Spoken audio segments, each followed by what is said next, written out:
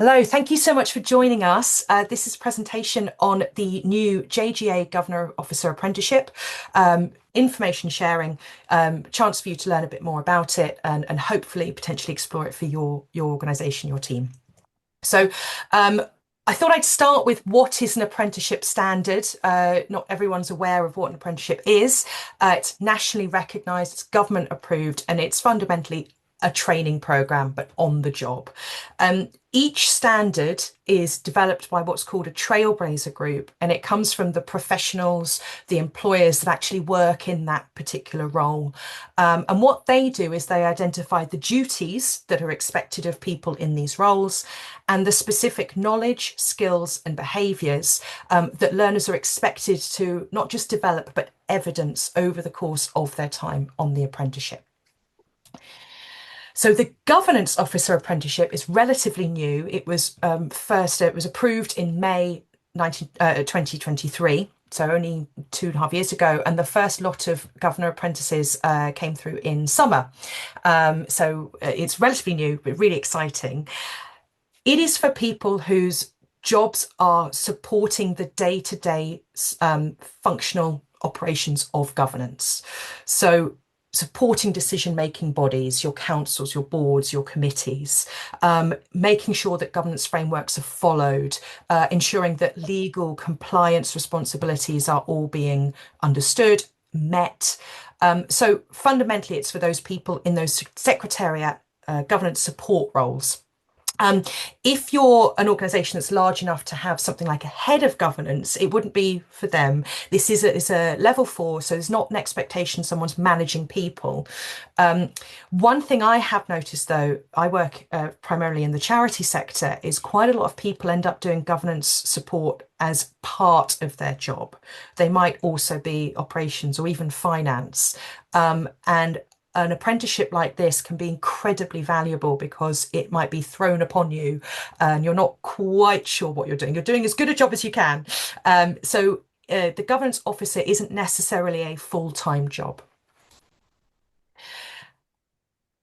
Um, for those that don't know what ESG is, it's environmental social governance. It's a framework used by investors and companies to recognize where an organization is meeting its environmental, its ethical, its social, and its risk management responsibilities.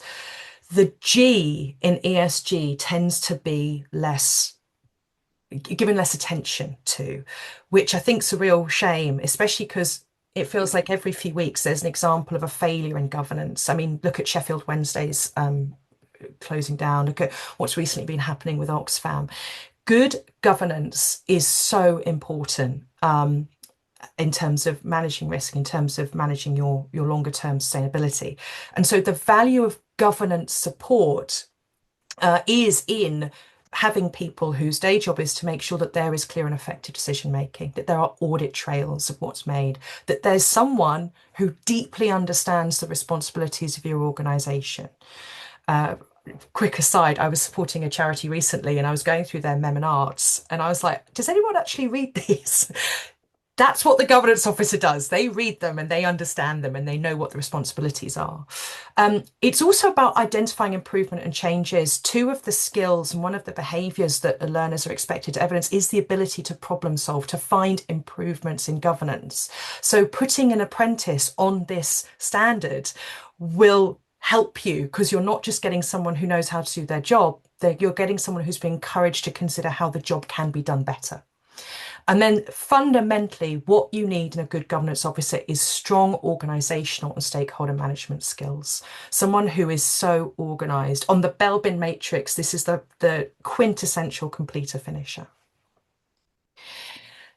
I think that investment in governance is one worth making, but also investment in an apprenticeship. So the anecdotal evidence I have in charity, particularly in the charity sector, is people have to learn as they go. They might be sent on a training course if they're lucky, or they might be asked to go listen to podcasts. An apprenticeship provides structure and support. And really importantly, it encourages the transfer of knowledge. So if you go on a training course, you tend to be told how to do things, but you're not encouraged to then do that. You're not supported in, well, if I do that skill, have I done it well? That's one of the things that makes an apprenticeship so useful is you are encouraged to practice those skills and master them. You're expected to demonstrate behaviours in the workplace and follow through with it. And so the apprenticeship, yes, it's over the course of 12 months of learning, but that means that you really get to learn a growth mindset. All the learners I've worked with come away from their apprenticeship in the habit of learning, in the habit of considering, what am I good at? What can I be better at? And what we do at JGA, this apprenticeship standard is not sector specific. We're not only looking at the private sector or charities or public sector. We are encouraging people to understand the skills, and then each learner will take the time to understand their unique situation in terms of governance frameworks. And so these professionals are working together in a safe space to learn from each other, to support each other. And many of our learners on other apprenticeship standards have developed quite useful networks outside of their organisation, which they then take forward beyond their apprenticeship. So the word apprentice can have some connotations which suggest it's for younger people, or it's for people who are doing plumbing or manual labour. Not at all. The average age of an apprentice is 29. Some of the learners I've worked with have been kind of career changers, 40s, 50s, and they're really excited to get under the skin of a new profession. It is longer term on the job training. And when I say on the job, I mean real on the job, not that fake on the job that means you get thrown in and learn how to swim as you're in the pool. And then what's really great about this is it's subsidised by the government. So the cost to you is either completely free or only 5% of the full amount. So I've talked about apprenticeships and the governance officer more generally. We have split this up into 9 modules, which cover the knowledge, the skills, and the behaviours expected of each of our learners. And so these are the 9 module topics. So we've got regulatory frameworks, organisational structures, governance codes, policies, data information, project management, meeting practice, technology and systems in governance, stakeholder engagement, influence, and professionalism. Now, in case any of you are wondering, there's no one AI module. That's because that's not how I think AI works. It's becoming a functional part of how we work. So it is peppered throughout all of this, particularly in the meeting section, particularly in technology, but also in data, for example. So just in case anyone's wondering why AI isn't in there as a standalone module topic. And then how are they assessed? When I work with learners, I always say to them, this is not an exam. Assessors do not want to catch you out. What they want to do is celebrate the work that you've done and the development that you've done for yourself.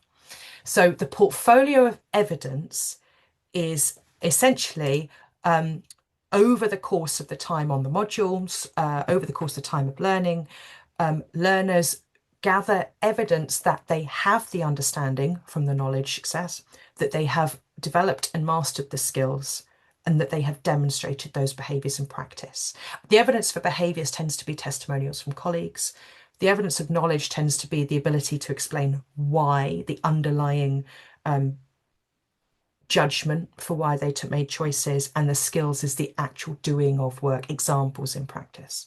So that evidence is put together, shared with the assessor, and the assessor uses that to drive a conversation they will then have with the learner about what they've developed, about what they've learned. And the other thing is a final project. So the learner finishes their training section, their learning section, and then they go into the assessment period. And during that assessment period, they deliver a project and they write it up. And we identify what project it will be for governance. It's expected to demonstrate various particular KSBs. And so the skills coach works with the learner to make sure that project will hit those. And then they present that to the assessor, who then talks it through with them. And so it comes down to evidence from their day job applied within the context of their work, that they have the knowledge, skills, and behaviours expected of a governance officer. The journey timeline, we've got the initial assessment onboarding is done by JGA. So wonderful people like Joe, who's here today, really supportive, really knowledgeable, and they will help you understand whether you're the person in your team, or you might be wanting to hire a role as an apprentice, whether that person is ready to do it. They don't have too much knowledge, but they don't have too little. And then there's the onboarding. Then you've got 12 months of the program. The way it works is, in terms of the 12 months, is that the government slightly changed the rules now in that learners have to log the hours they spend learning. And there is a minimum number of hours. So for governance officer, it's 348. If the learner has found all the evidence and logged 348 hours before those 12 months, they can potentially go to Gateway earlier. But there's no prize for doing it quickly. The 12 months is a good amount of time to really understand your role and to deliver the stuff you need to do in your day job as well. Gateway is when you move from your learning period into your assessment period.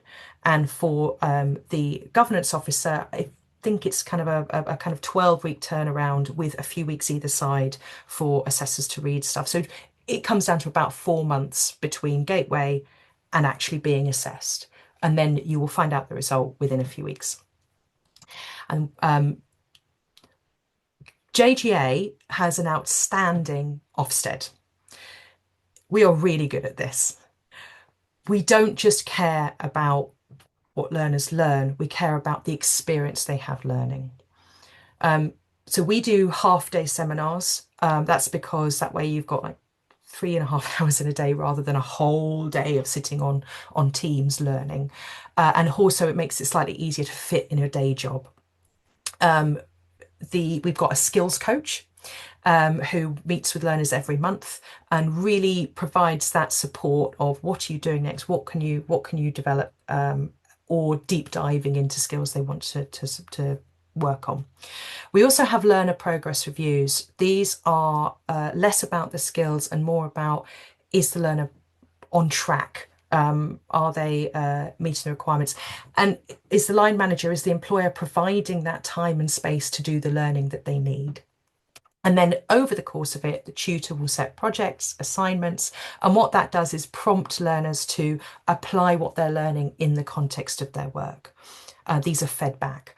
And we've got workplace development plans, which really align the day job of the learner with the curriculum of the apprenticeship. So we start from the beginning with a customized, unique, personalized approach for every learner according to what their job is. We've got a lovely little picture of this. So we've got the seminars, we've got the coaching, workplace development plan, quarterly reviews, and then a lot of resources for self-study. And then finally, the assessment period. So what are the benefits of an apprenticeship? The training is provided externally. You have the apprentice, JGA provides the training and support. We get fantastic feedback from our learners and our line managers for the support that we give our apprentices. So I hope you will experience that and give great feedback too. And training is paid for through government funding, which is brilliant. Joe's given some excellent links in the chat, which give a bit more detail about the funding approaches. And then for me, what I love about this is it's not one and done training sessions. It's not one and done, here's some knowledge, go away, work it out. You really do say, well, I've learned this, but how does that apply to my job? And you get a chance to really think about that. You get to run it through with the tutor, with the skills coach. So that really reflective practice, that growth mindset, these are all such valuable things in an employee. And by having them on an apprenticeship, you're making it part of their work.